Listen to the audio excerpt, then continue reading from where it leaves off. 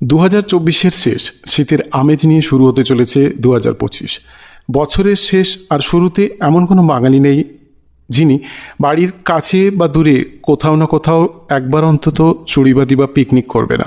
তবে অনেকেই চায় শুধু পেট পুজো কেন, বাড়ির ছোটদের বা মেয়েদের নিয়ে হই হুল্লোড় করে, গাড়ি ভাড়া করে, গান বাজনা নৃত্য সহ বাড়ি থেকে দূরে কোথাও একদিনের মধ্যেই পিকনিক করে আসতে।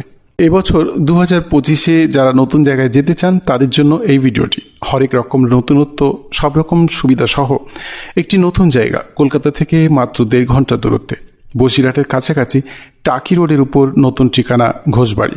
যারা ট্রেনে আসতে চান, হাসনাবাদ লোকালে মধ্যমপুর স্টেশন থেকে মাত্র 1.5 কিলোমিটার দূরে ঘোষবাড়ি।